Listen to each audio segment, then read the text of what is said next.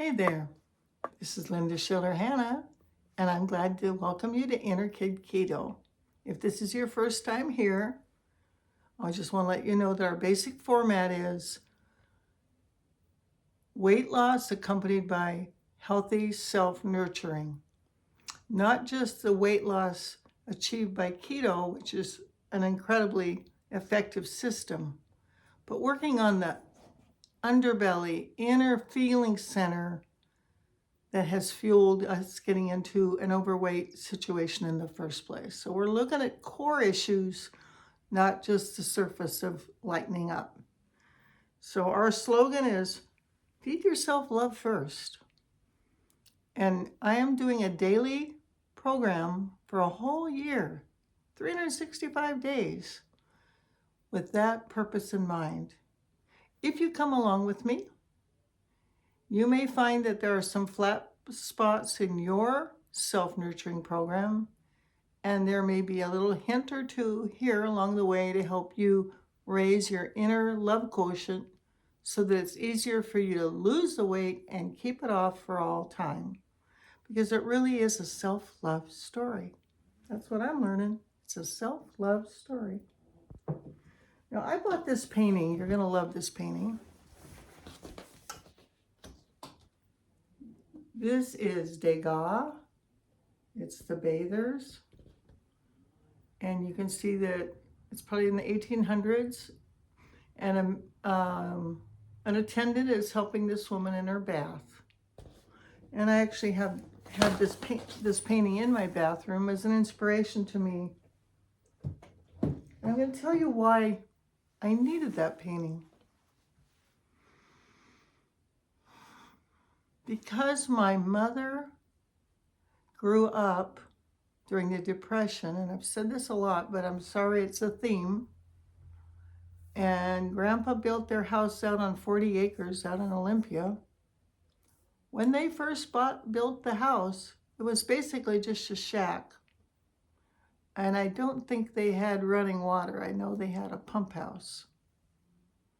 And I think it took a while before Grandpa built the bigger house with the full bathroom, all the things they needed.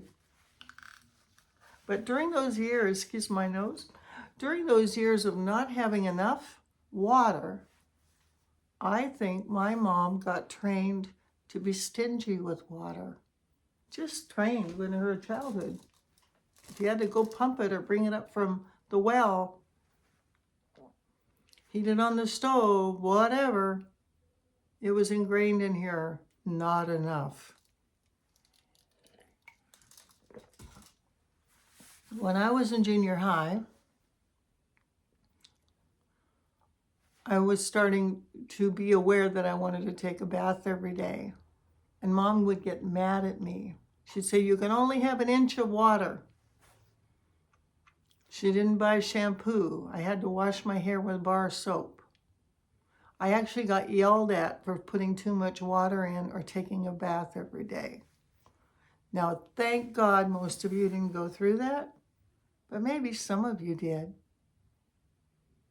What that ingrained in me was an attitude and a belief that I wasn't worth the water I was made to bathe in. I got the idea I wasn't worth much of anything. And I can tell you that attitude lasted a really long time.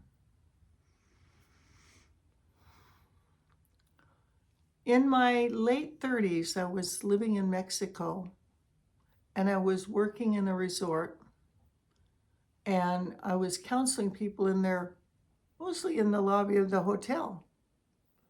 But this one woman had just arrived at the hotel, and she said, would you mind coming to my room to do our session rather than somewhere else? I said, no problem. They had just checked in. She wanted their session right away. And it was this woman and I think her girlfriend or her sister. And we all go up into the brand new, spanking clean, gorgeous, immaculate hotel room. The towels were perfect fluffy white. The floor rug was perfect fluffy white. The ladies were setting their luggage down, getting ready. And I said, just a minute, I need to use the bathroom. And I used the bathroom. And when I came out, I looked at those fluffy towels, and they were perfect. They were brand new. They were immaculate. I washed my hands, and I suddenly didn't feel worthy to use the towels. So I reached down and I dried my hands on the floor mat. And as I came up, I looked at the women and their mouths were open like, and I just kind of shrugged it off. Sorry, I just had a moment. But I was embarrassed to have revealed that I didn't feel worthy of drying my hands on their fresh, new towels. Now, why would I tell you such an embarrassing story? Because some part of you, maybe it's not the towels, maybe it's you don't feel you deserve pretty clothes, you don't deserve quality food, or you don't deserve fill in the blanks, or to be loved, or to be told you're beautiful. You're beautiful. I promise you, you're beautiful inside and out. So I was about 38 then, and I'm almost 77. So we're talking about 40 years. Over the years, I have learned to nurture myself, to love myself, to give myself a luxurious bath experience, something on this nature.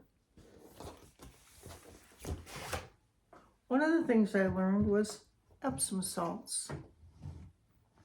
If you've never bathed with Epsom salts, excuse me, highly recommend it. You can get Dr. Teal's. You can get I love the lavender ones. They're very relaxing. Fill up your bathtub, more than 2 inches. Put in at least a cup or two. Let them permeate the water. It is so relaxing. Wonderful before going to bed. It'll help you sleep. If you have sore muscles or whatever. Epsom salts are fantastic. So what does this have to do with the inner child? The inner child needs to be nurtured by you. You're adult to your own inner child. If you don't step in and give yourself the love that you really need and deserve, your inner child feels that. In my 20s, I was going to a therapist, Dr. Loren Pedersen, a brilliant therapist, and he's written some books. You can look him up. Ph.D, Pedersen, Pedersen. And I remember saying to him one day, I know what's wrong with me. I was too spoiled. And he said, no, Linda, you weren't spoiled enough. Probably one of the most valuable messages I ever got in therapy. I want you to spoil you. In your case, it may be something far above the pay grade of $5 worth of Epsom salts. It may be something more exotic. But start piling on sensual, positive, quality experiences that are tangible, that your inner child will notice, appreciate, and relax into.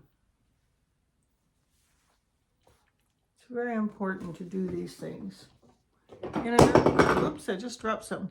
In an earlier session, I've shown this surgical brush, wonderful for putting it on your skin.